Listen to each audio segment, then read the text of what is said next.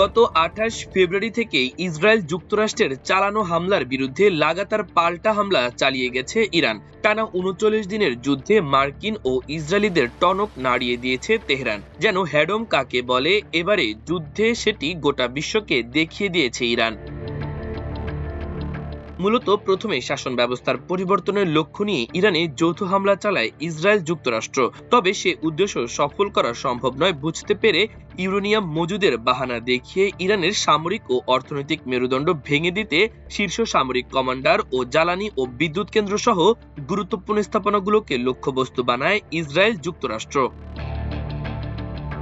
তবে ইরানিরা যেন হেরে যাওয়ার জাতি নয়। দিন যত গড়াতে থাকে ইসরায়েল যুক্তরাষ্ট্রের বিরুদ্ধে পাল্টা হামলা আরো তীব্র করতে থাকে তেহরান। আর সেসব হামলার লক্ষ্যবস্তু হয় ইসরায়েলের সামরিক ও অর্থনৈতিক গুরুত্বপূর্ণ স্থাপনা ও মধ্যপ্রাচ্যে থাকা মার্কিন ঘাঁটিগুলো। এরপর ইরানি হামলা আরো তীব্র হলে তাতে নতুন লক্ষ্যবস্তু হিসেবে যুক্ত হয় মার্কিন ইসরায়েলি দালাল হিসেবে পরিচিত তাদের মধ্যপ্রাচ্যের মিত্র দেশগুলো। যুদ্ধের ধারাবাহিকতায় ইরানের সাথে শুরুতে যোগ দেয় লেবাননের সশস্ত্র গোষ্ঠী হিজবুল্লাহ। ইসরায়েল ও মার্কিন ঘাঁটিও গুরুত্বপূর্ণ স্থাপনা লক্ষ্য করে গোষ্ঠীটি লাগাতার রকেট ও ড্রোন হামলা চালাতে থাকে। সেই সাথে ইরানকে সমর্থন জানিয়ে তেহরানপন্থী মধ্যপ্রাচ্যের বিভিন্ন প্রক্সি গ্রুপ ইসরায়েল ও মার্কিন লক্ষ্যবস্তুতে হামলা চালাতে থাকে। শেষে ইরানের শক্তি বৃদ্ধি করতে ইসরায়েল ও যুক্তরাষ্ট্রের বিরুদ্ধে হামলা শুরু করে ইয়েমেনের সশস্ত্র গোষ্ঠী হুতি। ফলে যুদ্ধে আরো গতি পায় তেহরান। চতুর্মুখী আক্রমণের শিকার হতে থাকে ইসরায়েল যুক্তরাষ্ট্র ও তাদের মিত্ররা।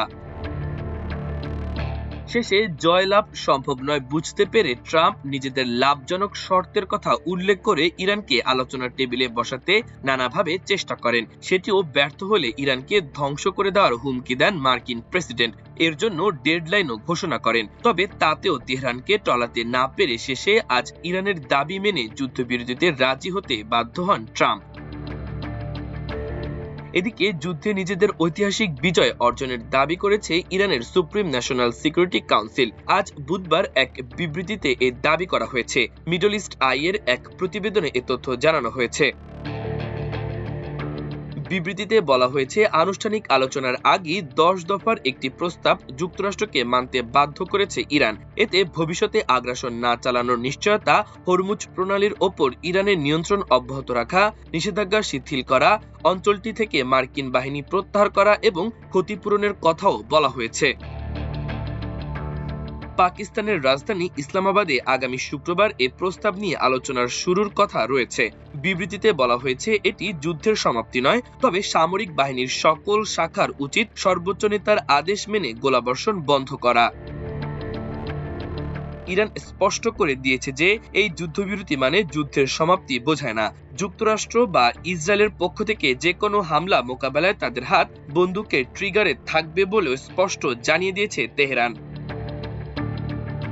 যুদ্ধবিরতি ঘোষণার পর প্রকাশিত এক বিবৃতিতে ইরানের সর্বোচ্চ জাতীয় নিরাপত্তা পরিষদ জানায়, পুনরায় জোর দিয়ে বলা হচ্ছে যে এর অর্থ যুদ্ধের সমাপ্তি নয়। আমাদের হাত ট্রিগারের ওপরেই রয়েছে এবং শত্রুপক্ষের পক্ষ থেকে সামান্যতম ভুল হলেও তার জবাব পূর্ণ শক্তিতে দেয়া হবে।